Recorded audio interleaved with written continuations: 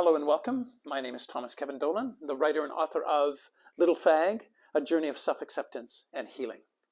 And today I'm going to read Chapter 4 entitled Clear and Present Gratitude. It begins on page 231 of my memoir. I chose to spend time alone, to be quiet, to remember. I took time to think about the people in my life. So many of them, all lighting my path. Some lights blazed, others dimmed. I am grateful. What I braved. I used to think a perfect childhood existed. That kid down the street, whose family seemed to have it all together, had a perfect childhood. With enough work, I came to realize that most of us grew up with some sort of dysfunction. Could it be that we're all who we are today because of it? Dysfunction hasn't determined my destiny. I've learned to heal from a bad childhood and take responsibility for my future. The journey of discovery of how to heal from the pain of a dysfunctional family is a long and arduous road. It sounds silly when I write it, but I'm grateful for having chosen the road. We don't choose the family we're given, but I remember a therapist saying this to me as I began my internal work. You will, one day, be able to overcome your leftover feelings from your bad childhood. The surprise will be doing it from a new adult perspective. It meant little when he shared that bit of wisdom, but I certainly get it today. It's a bit of wisdom I've never forgotten. When I was much younger, I fantasized about having a list of what I needed to know in order to heal my heart and mind from my experiences with my dysfunctional family. With a stockpile of close to 3 decades of internal work now accomplished, here is what someone who might be beginning the journey would benefit from knowing. It's a bit of wisdom I've accumulated over a long period of time. Here's the first. You can't change people.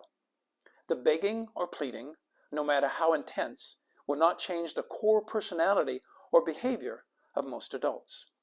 Reaching a point early in which you stop your wishful thinking or believing your parents when they say they'll change will help you be less disappointed less often.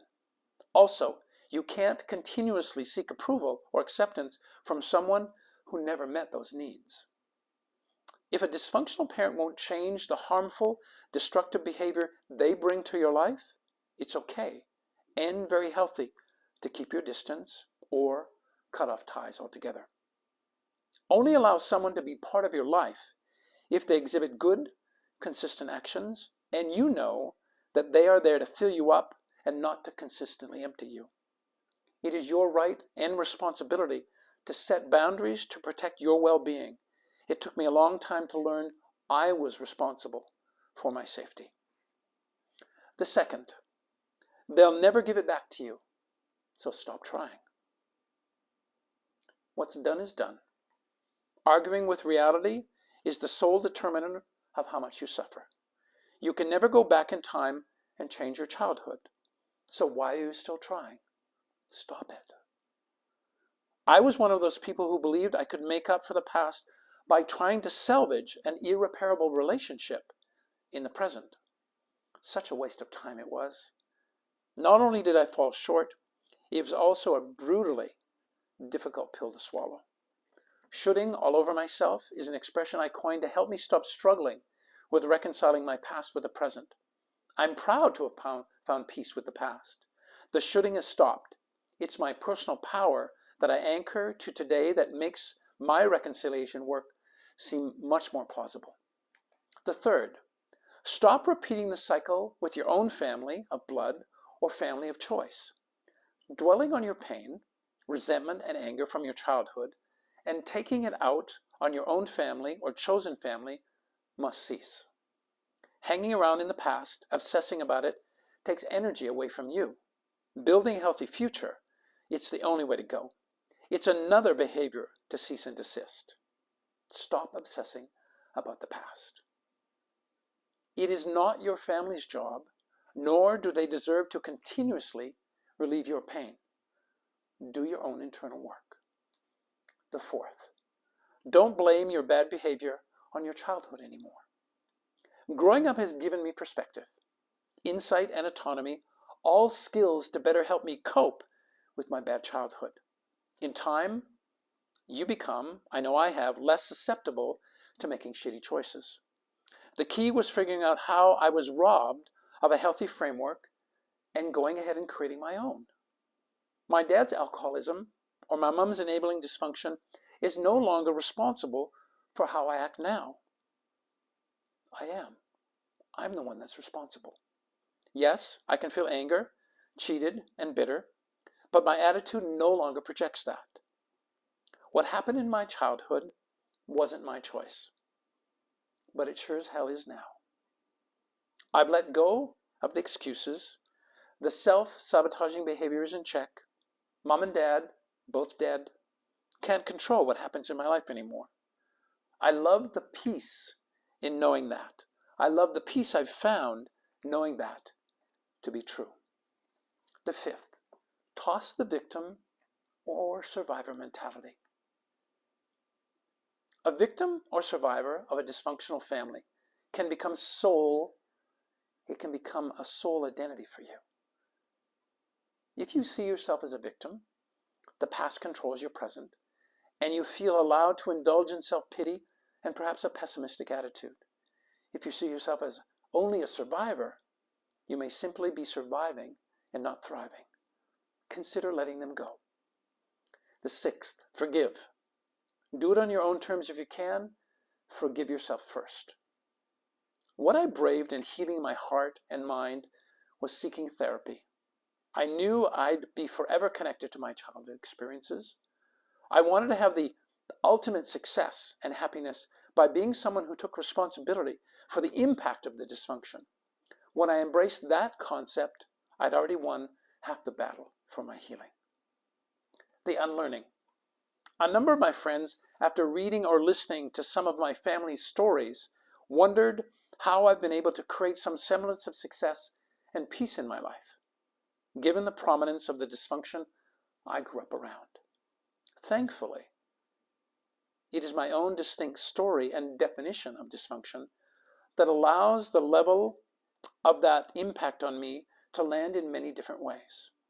Although it took many years, I was not going to allow the dysfunction to have power or control over me.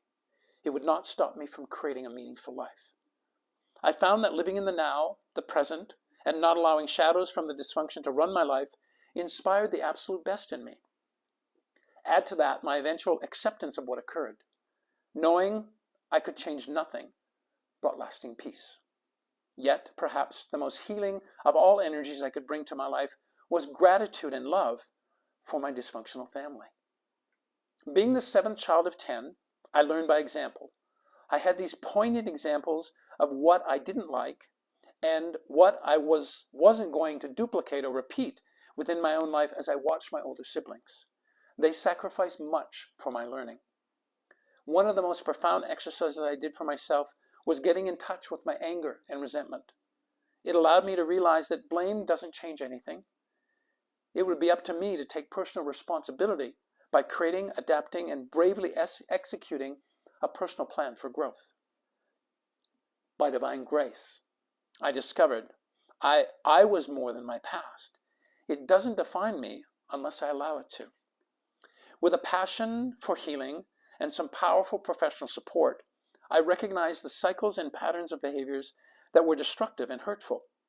They had laid bare their wrath with my siblings, but I wanted to be able to recognize that, so I had the power to put an end to these in the present and future. So I did. With hindsight being 20/20, I could see now that I enrolled myself in an early education about coping skills and how they appropriately and effectively served me. And I learned how I may still be relying on them even if I no longer needed them. This one was really hard.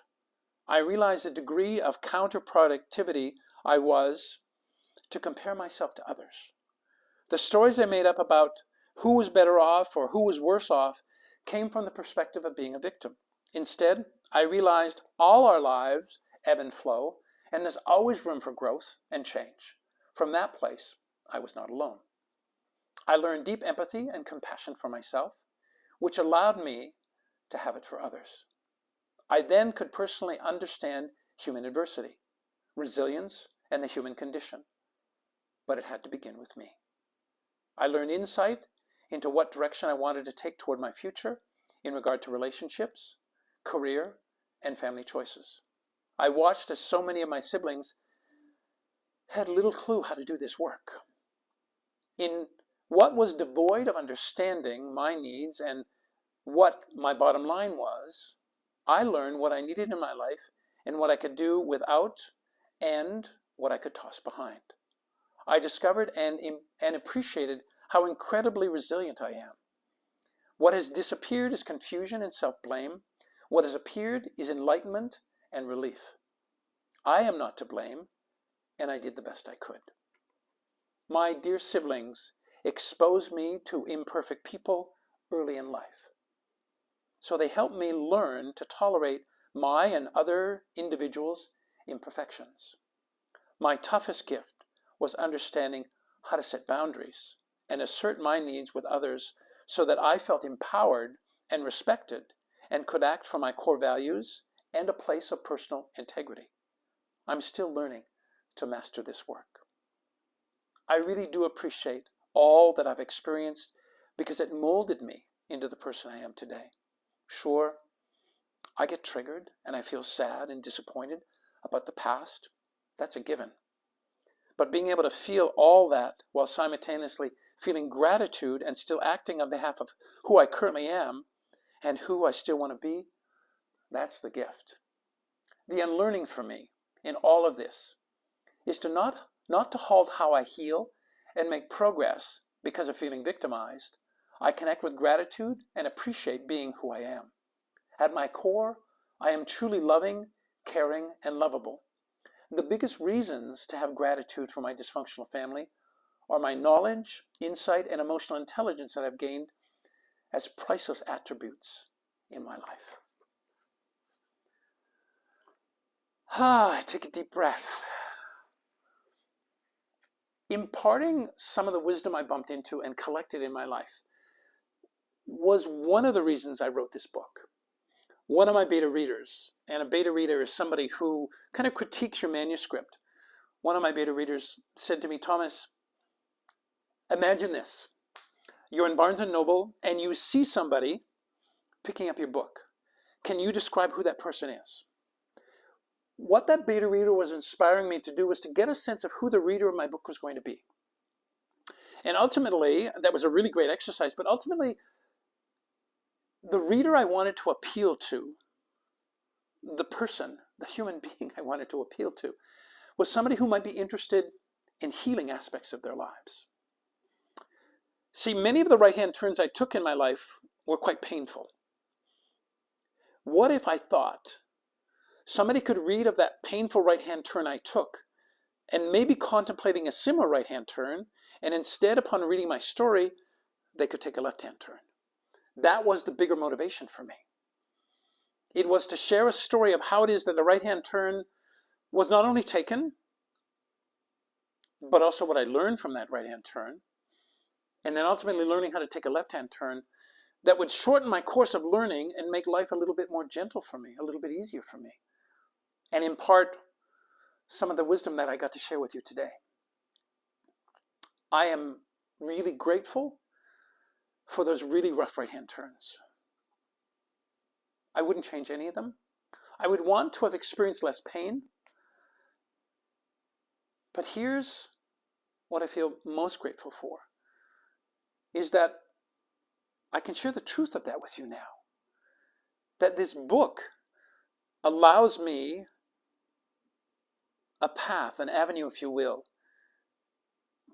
to a group of folks who are interested in perhaps making their healing a little bit easier. And there's nothing wrong with that, right? There is not a lot of dignity in suffering.